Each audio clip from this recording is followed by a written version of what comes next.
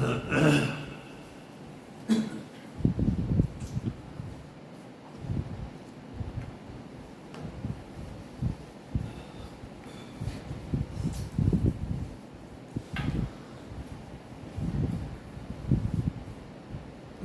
عليكم ورحمة الله وبركاته.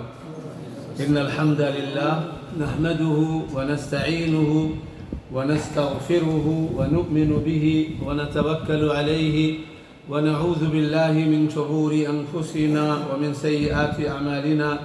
من يهده الله فلا مضل له ومن يضلله فلا هادي له. وأشهد أن لا إله إلا الله وحده لا شريك له وأشهد أن محمدًا عبده ورسوله. أما بعد، قال الله تبارك وتعالى: عالم الغيب فلا يظهر على غيبه أحدا. آج کے اس درس میں سلسلے کے تعلق سے ترتیب سے جو درس ہے وہ درس ہے علم غیب کی حقیقت کے سلسلے میں. علم غیب کیا ہے، اس کی حقیقت صرف اور صرف قرآن کی روشنی میں کیا ہے. کیونکہ علم غیب کا یہ درس مختصراً ہی صحیح کم سے کم 3 درس چاہیے، پھر ہم آگے بڑھیں گے. آج کے درس میں صرف چند آیات میں سناؤں گا آپ کو، اور پھر قرآن کا مراجعہ کراؤں گا کہ اللہ تعالیٰ نے قرآن کریم میں کس طریقے سے علم غیب کی نفی کی ہے، فرشتوں سے، جنوں سے، رسولوں سے، صلحاء اور صالحین سے. تو علم غیب کی حقیقت قرآن مجید کی روشنی میں. غیب هو كل ما غاب عن حس الانسان و ادراکہ. غیب ہر وہ چیز ہے جو انسان کی حس، قوت اور ادراک سے ورے ہو. یعنی انسان کسی بھی قوت اور حس کے ذریعے سے اس کو حاصل نہ کر سکے، اس کو کہتے ہیں غیب. اور غیب کا تعلق انسانوں سے ہے، اللہ کی مخلوقات سے ہے.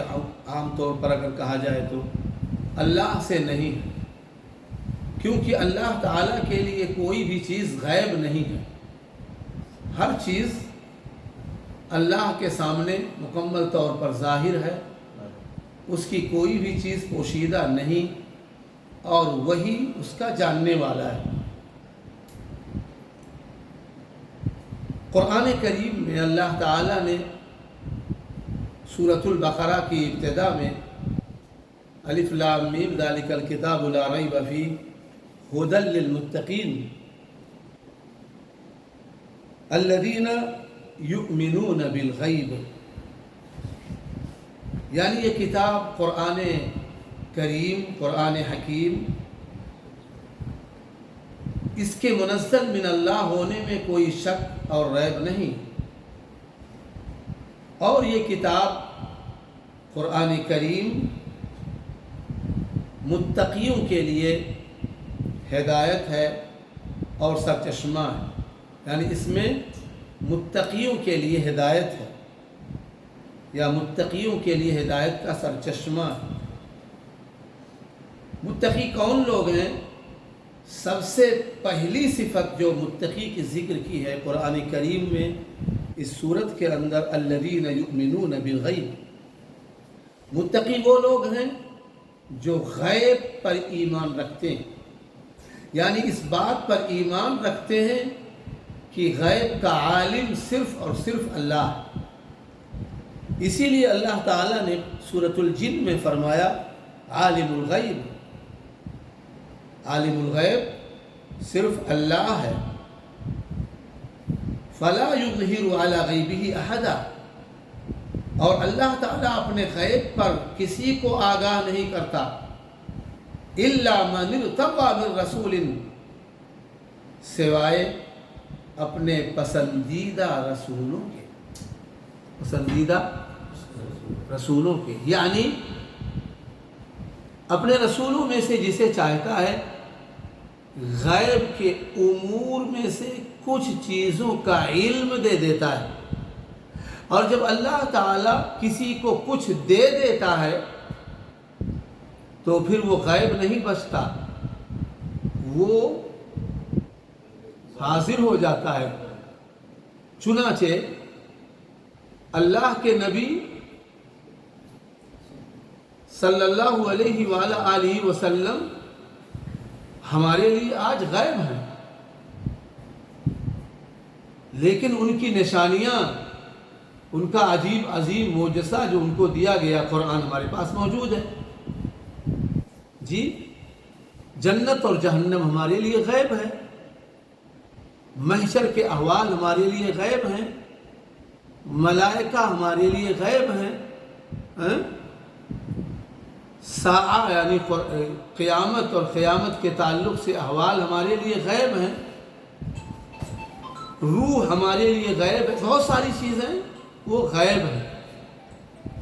اور جن کو اللہ کے نبی کے واسطے سے اللہ نے بتا دیا، چاہے وہ بعض انبیاء اور رسل کے احوال ہوں، تو وہ ہمارے لیے کیا ہو گئی؟ حاضر ہو گئی۔ اور ہمیں اللہ تعالی نے ان کے تعلق سے سابقہ امتوں پر گواہ بھی بنا دیا کہ ایک وقت آئے گا، نوح علیہ السلام اللہ کی جناب میں ہوں گے، اور اللہ تعالیٰ نوح علیہ السلام سے پوچھیں گے، اے نوح، کیا تو نے ہمارا کلام یا ہماری دعوت اپنے لوگوں کو، اپنی قوم کو پہنچا دیا تھا؟ وہ کہیں گے ہاں اللہ تعالیٰ۔ تو ان کے قوم کے لوگ کہیں گے نہیں ہے اللہ تعالیٰ، انہوں نے تو ہمیں کچھ نہیں پہنچایا۔ تو اللہ تعالیٰ ان سے گواہ مانگیں گے۔ دو روایتیں ہیں، ایک روایت تو ان دونوں روایتیں صریح ترین ہیں۔ وہ کہیں گے، اللہ تعالیٰ کہیں گے کون اس پر تمہارا گواہ ہے؟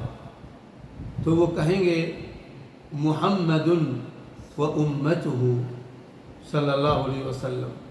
تو اللہ تعالیٰ امت محمدیہ سے پوچھیں گے، تمہیں کیا معلوم، تم کیسے ان کی گواہی دے رہے ہو، تمہیں کیسے پتا چلا؟ کہا ہمارے نبی نے ہمیں بتایا کہ سارے انبیاء و رسل نے اپنا کام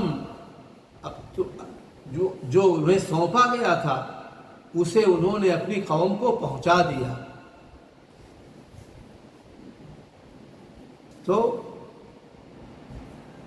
یہاں اللہ تعالیٰ کہتے ہیں، اس کے بعد تیسری آیت یا دوسری آیت کہہ لیں، صراحت کے ساتھ جو آیت پورے قرآن میں مکمل پوری اتھارٹی کے ساتھ بغیر کسی ادھر ادھر کے دوسرے کلام کے جو موجود ہے سورۃ النمل میں، اللہ نے کہا قُلْ لَا يَعْلَمُ مَنْ فِي السَّمَاوَاتِ وَالْأَرْضِ الْغَيْبَ إِلَّا اللَّهُ وَمَا يَشْعُرُونَ أَيَّانَ يُبْعَثُونَ۔ اے اللہ کے نبی، آپ کہہ دیجئے ان سے،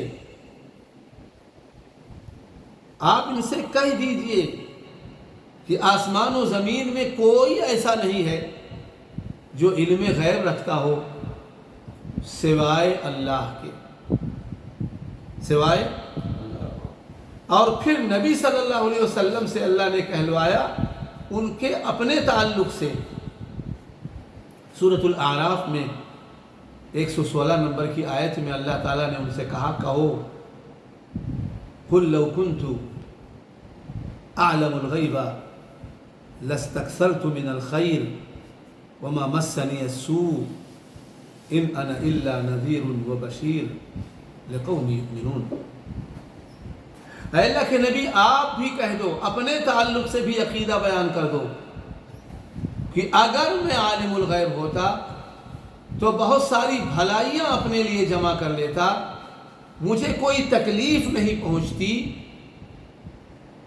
میں تو صرف اور صرف اللہ کی طرف سے ڈرانے والا اور بشارت دینے والا ہوں. کن کو؟ مومنوں کو.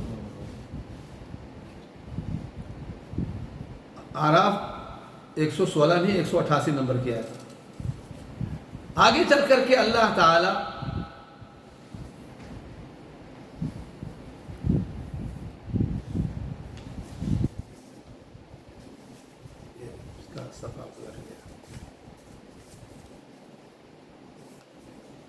آگے چل کر کے اللہ تعالی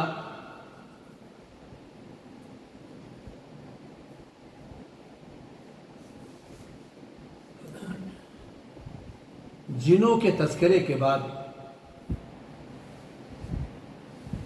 سورۃ الجن میں جو آیت تھی صراحت کے ساتھ کہ اللہ تعالیٰ اپنے غیب پر کسی کو مطلع نہیں کرتا، جو گزر چکا، ان 3-4 آیتوں کے بعد جو قرآن کریم کی عظیم ترین آیتیں ہیں، آئیے میں آپ کو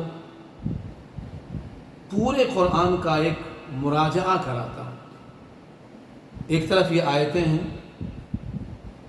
جن کے اندر اللہ تعالیٰ نے صاف طور پر ہم مسلمانوں کے تعلق سے عقیدہ بیان کیا ہے، نبیوں کے سلسلے میں، بلکہ عموماً فلا یظہر علی غیبہ احدا، اللہ اپنے غیب پر کسی کو مطلع نہیں کرتا سوائے اپنے پسندیدہ رسولوں کے، یعنی جن کو چاہتا ہے، جن کو پسند کرتا ہے، غیبی امور میں سے کچھ چیزوں سے ان کو مطلع کر دیتا ہے، ان کو بتا دیتا ہے.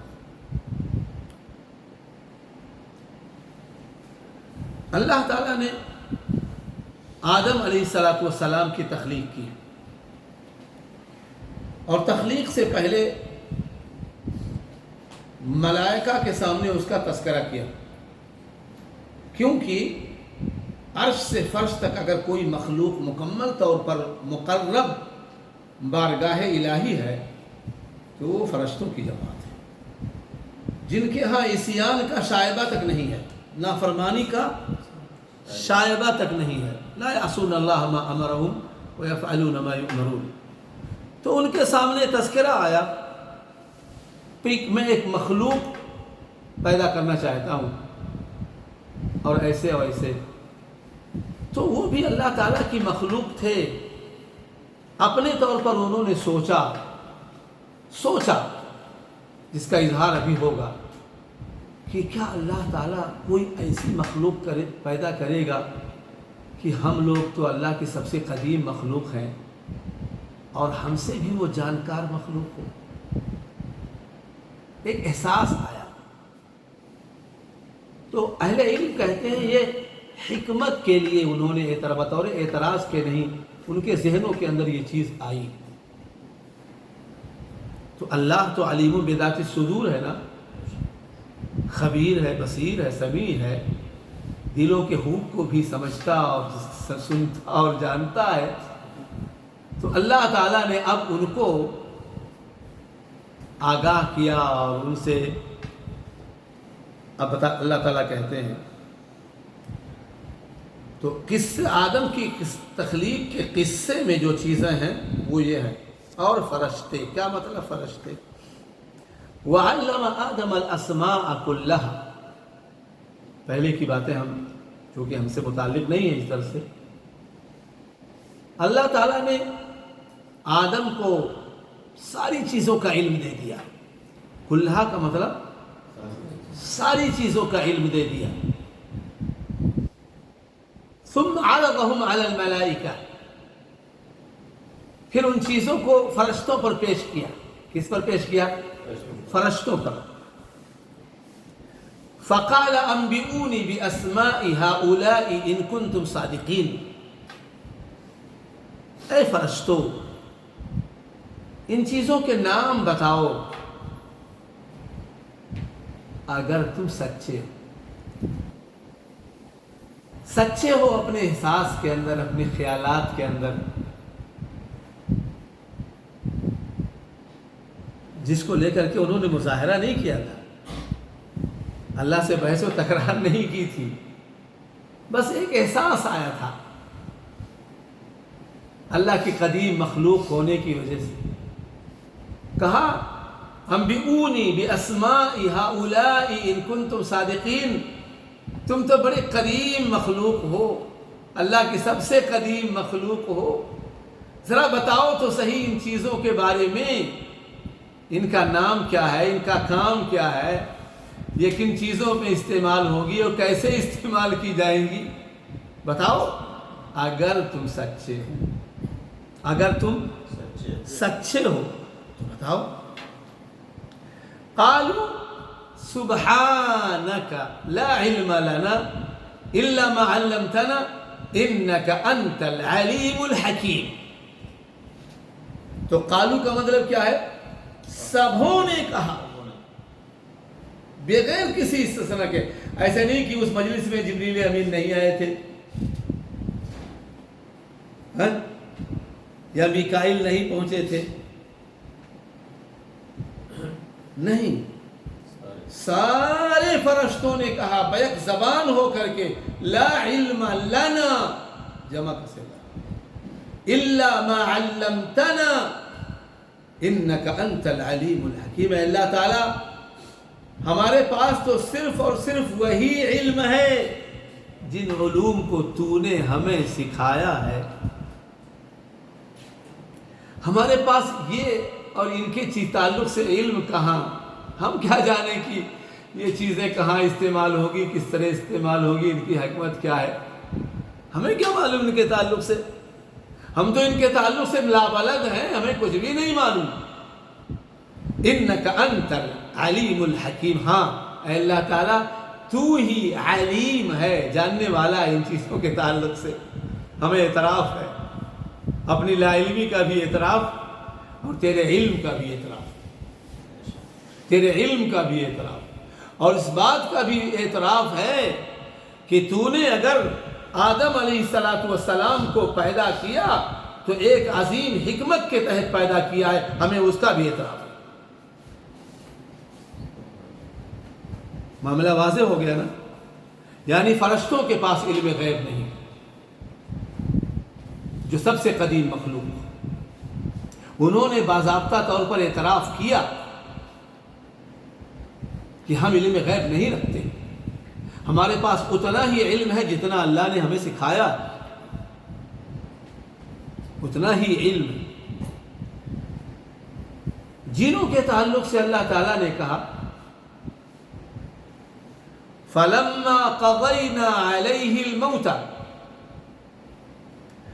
مَا دَلَّهُمْ عَلَى مَوْتِهِ إِلَّا دَابَّةُ الْأَرْضِ تَأْكُلُ مِنْ سَأَتَهِ فَلَمَّا خَرَّ تَبَيَّنَتِ الْجِنُّ أَن لَّوْ كَانُوا يَعْلَمُونَ الْغَيْبَ مَا لَبِثُوا فِي الْعَذَابِ الْمُهِينِ.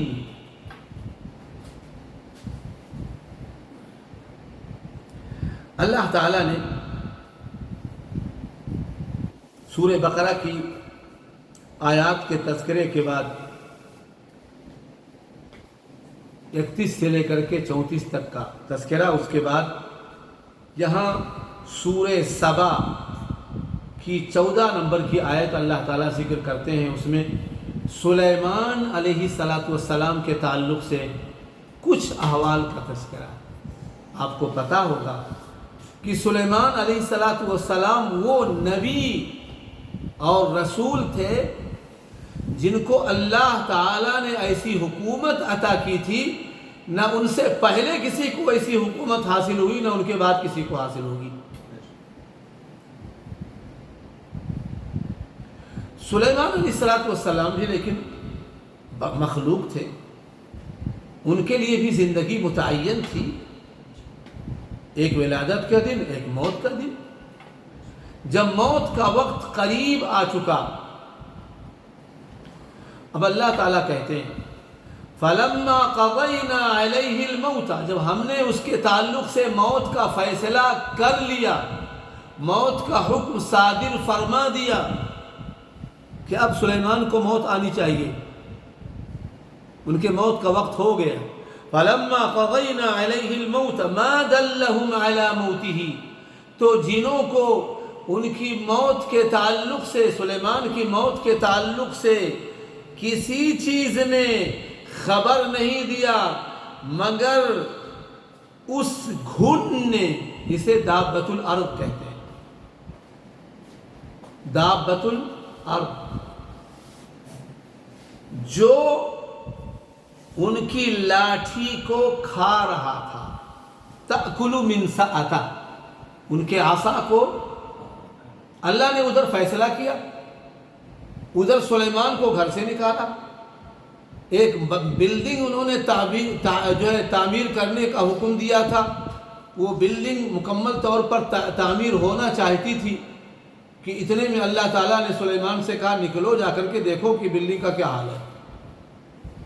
وہ آئے اور بلڈنگ کے سامنے عین سامنے اس پر عصا پر ٹیک لگا کر کے کھڑے ہو گئے، جیسے کوئی حضرت کھڑے ہوتے ہو، کوئی حاکم کھڑا ہوتا ہو، کھڑے ہو گئے اور نظر لگائے ہوئے ہیں کہ صاحب اب جنہوں نے دیکھا بنا رہے تھے وہ کہ یہ تو حضرت آ گئے تو اب کام جلدی کرو، دیکھ رہے ہیں، ہاں دیکھ رہے ہیں مالک، کوئی گڑبڑی نہیں ہونی چاہیے۔ تو انہوں نے کام میں تیزی پیدا کی اور اسی درمیان میں گھن کو حکم دیا تم جاؤ اور ان کی لاٹھی کو کھوکھلا کرو، گھن نے بھی اپنا کام شروع کر دیا، اللہ نے جو دیا۔ یاد رکھیں ساری مخلوقات اللہ کے حکم کے تابع ہیں، ان الامر کلہ للہ، وہاں بھی اللہ کا حکم چل نکلا۔ اب ادھر تعمیر مکمل ہو رہی ہے، ادھر گھن اپنا کام کر رہا ہے اور ادھر حضرت بے خبری میں مکمل طور پر اپنے مکان کو کی تعمیر کے تکمیل میں لگے ہوئے ہیں، دیکھ رہے ہیں کہ کام مکمل ہو جائے۔ اتنے میں ان کا وقت آ گیا، وقت اجل، آخری وقت، اور اس گھن نے کام مکمل کر دیا اور جنوں کا بھی کام مکمل ہو گیا، اور وہ ابھی کام مکمل نہیں ہوا ہے، وہ لگے ہوئے ہیں، اس سے پہلے ہی، بہت پہلے ہی دھڑام سے گر گئے۔ فلما خر،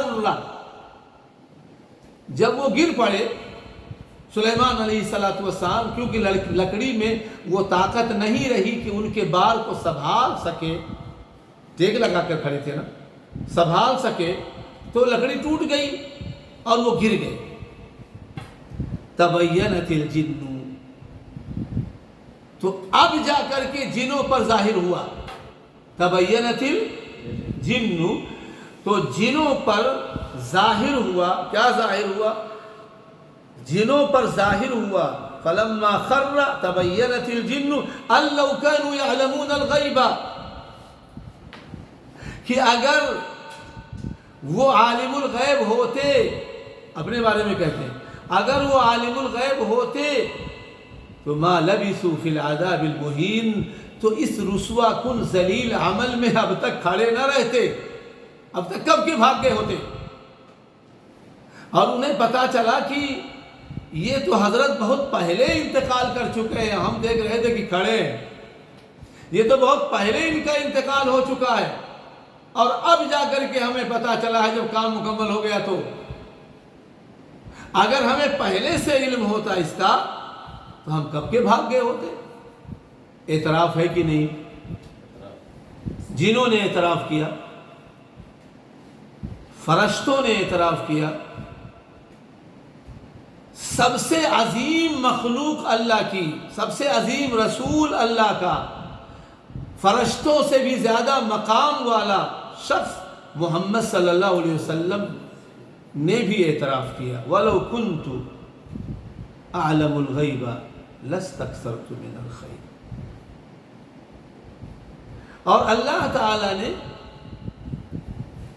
خود سے مکمل اصل اصیل بیان کر دیا سورہ کس میں؟ النمل میں، کہ اس دھرتی کے اوپر کوئی ہے ہی نہیں ایسا آسمان و زمین میں جو علم غیب رکھتا ہو، کیونکہ علم غیب تو صرف اللہ کا خاصہ ہے، جبکہ اللہ کے لیے کوئی چیز علم غیب نہیں، کوئی چیز علم غیب نہیں۔ علم غیب کا تعلق انسانوں سے ہے، اللہ کی مخلوقات سے ہے۔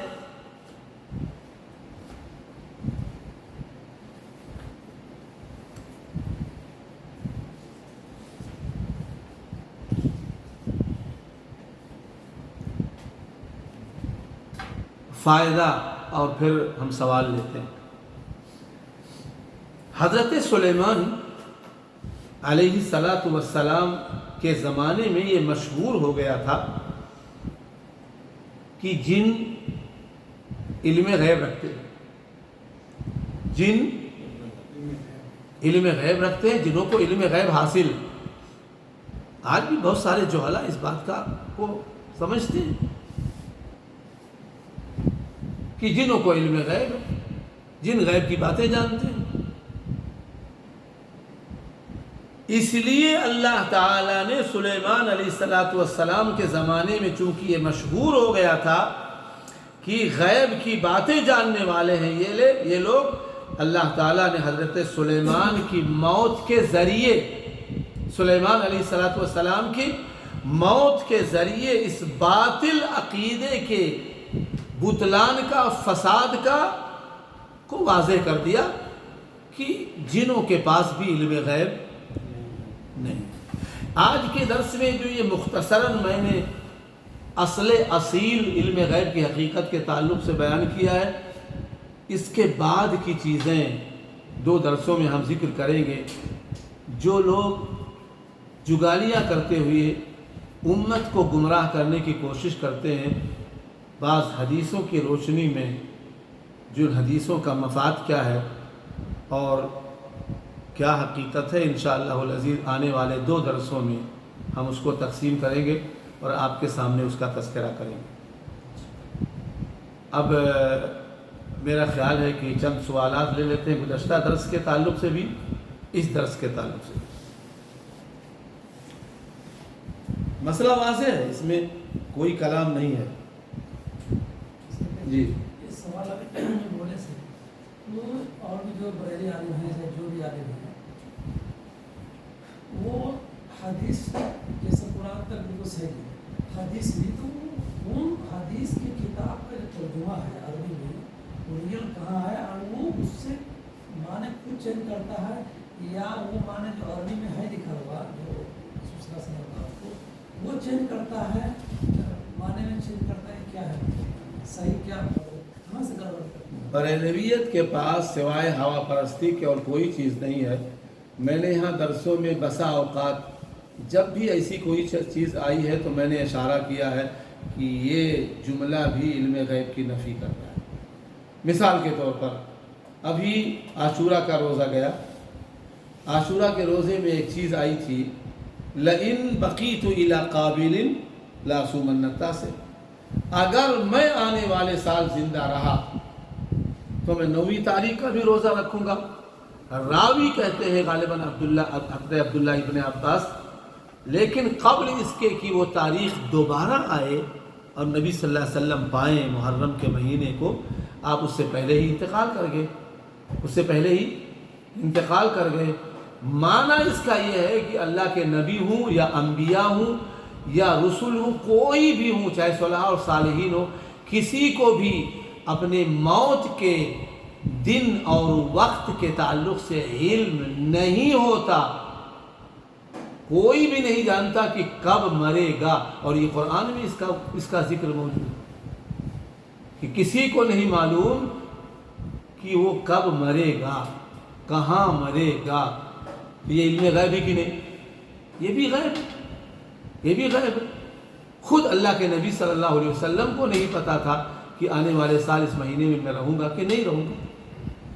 سب سے بڑی دلیل واقع افک ہے نبی صلی اللہ علیہ وسلم، بہت ساری حدیثیں ہیں، یعنی اگر اس کا درس مکمل کیا جائے جیسے کہ صحیح احادیث کی روشنی میں قرآن صحیح، تو کم سے کم 4 5 6 درس چاہیے۔ کتاب باقاعدہ موٹی موٹی کتابیں اس سلسلے میں لکھی گئی ہیں اور سب مکمل صریح دلائل کے ساتھ۔ اب اس میں قرآن کریم میں مائی عائشہ کے رضی اللہ تعالی عنہ کے تعلق سے واقع افک موجود ہے، ایک صفحہ مکمل طور پر سورہ نور کا اسی کے بیان میں موجود ہے۔ ام المؤمنین عائشہ کی صداقت بیان کی گئی۔ اللہ کے نبی 1 مہینے تک پریشان تھے، آپ کو نہیں پتہ چل رہا تھا کہ آخر یہ مسئلہ ہے کیا، اور کن لوگوں نے ہماری عزت کے پیچھے کون سے لوگ پڑ گئے جو ہمارے گھر کے اندر داخل ہو گئے۔ آخر میں آخری مرحلے میں جس دن آیات نازل ہوئیں، آیات الافق جو جس دن نازل ہوئیں ان کی برات کے تعلق سے، اس سے 2-4-10 منٹ پہلے اللہ کے نبی صلی اللہ علیہ وسلم مائی عائشہ کے پاس پہنچے، جو اپنے باپ کے گھر جا چکے تھے ابو بکر کے یہاں۔ تو جا کر کے وہاں صاف کہا آپ یہ بھی اس بات کے لیے دلیل ہے کہ اللہ کے نبی کو علم غیب نہیں کہا عائشہ بشر اور بشریت سے غلطی ہو سکتی ہے اور ہو جاتی ہے، انسان غلطی سے مبرہ نہیں ہے، اس سے غلطی کا امکان ہے۔ اگر بشریت کے طور پر اگر کوئی غلطی اس قسم کی ہو گئی ہے، مائی عائشہ کے آنسو جاری تھے، اسی درمیان میں نبی صلی اللہ علیہ وسلم نے یہ جملہ کہا۔ حضرت عائشہ رضی اللہ تعالی عنہ کہتی ہیں میرے آنسو تھم گئے، اور میں نے سوچنا شروع کیا تو میں نے کہا بات اتنا دور تک خود اللہ کے رسول صلی اللہ علیہ وسلم اس انداز میں۔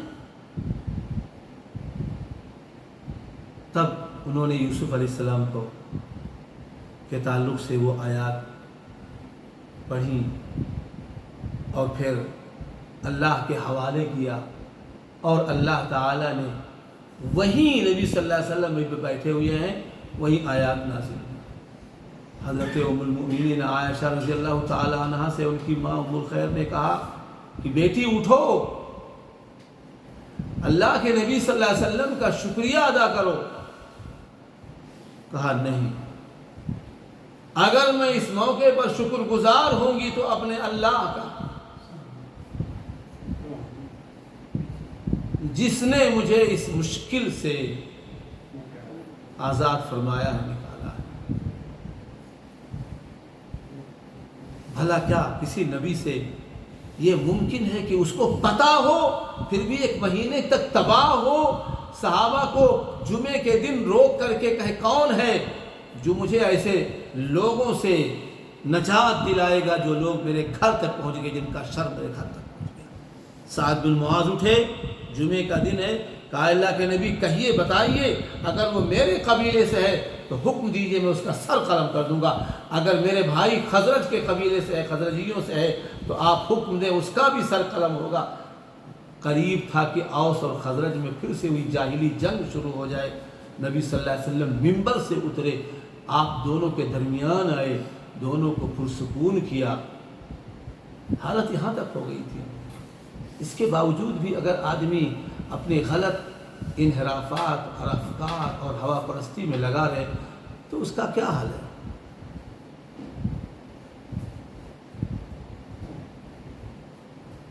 جی، اور کسی کے پاس کوئی چیز ہے؟ جو چیزیں ہوں گی وہ آئیں گی آنے والے درسوں میں۔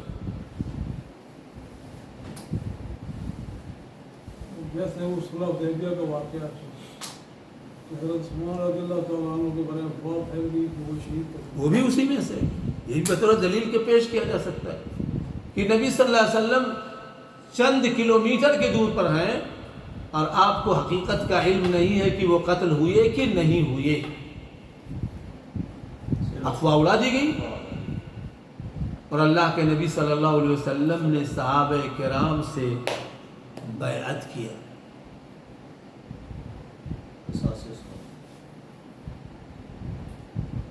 اب اگر آپ کو پتا ہوتا کہ نہیں یہ سب افواہ، اس کی کوئی حقیقت نہیں، تو آپ ایسا کرتے نہیں۔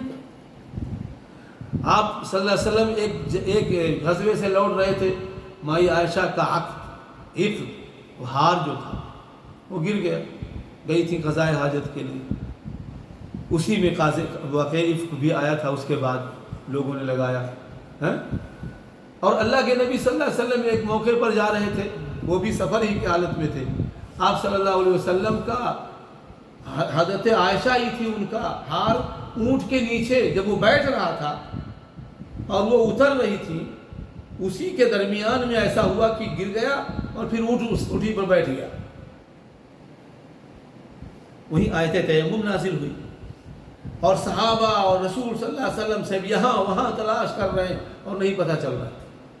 آخر میں جب چل پڑاؤ کا وقت ہوا، حضرت ابوبکر رضی اللہ تعالیٰ عنہ کو بڑی تکلیف ہوئی، بعض صحابہ نے یہاں تک کہا کہ یعنی ان کو کہ آپ لوگوں کی وجہ سے صحابہ پریشان، یہ پریشان، وہ پریشان، خود رسول صلی اللہ علیہ وسلم پریشان، اور حضرت ابوبکر ان کے بغل میں ان کو کچوکے لگا رہے تھے، تو نے رسول کو پریشان کر رکھا ہے، تو نے رسول صلی اللہ علیہ وسلم کو پریشان کر رکھا ہے۔ اتنے میں جب اونٹ اٹھا تو نیچے ہاتھ، یعنی اسی آپ کے سے ایک بالش دور یا ایک ہاتھ دور وہ حال موجود ہے، آپ کو نہیں معلوم؟ ایک واقعہ نہیں، اگر سب صریح اور صحیح آیت حدیثوں کو اور قرآن کی آیات کو جمع کیا جائے تو ایک اچھی خاصی موٹی کتاب بنتی ہے۔ لیکن جس کو نہیں ماننا ہے، ہوا پرستی کرنی ہے، اسی سے جیب اور پیٹ کی سوداگری سیکھنی ہے، تو اس کا کوئی حل نہیں ہے، اس کا حل قیامت کے دن ظاہر ہوگا۔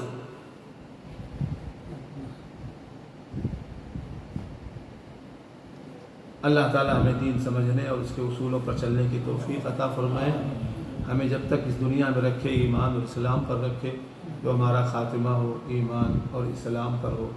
آخر دعوانا الحمدللہ رب العالمین۔ جزاکم اللہ خیرا و احسن الجزاء۔ شکر اللہ۔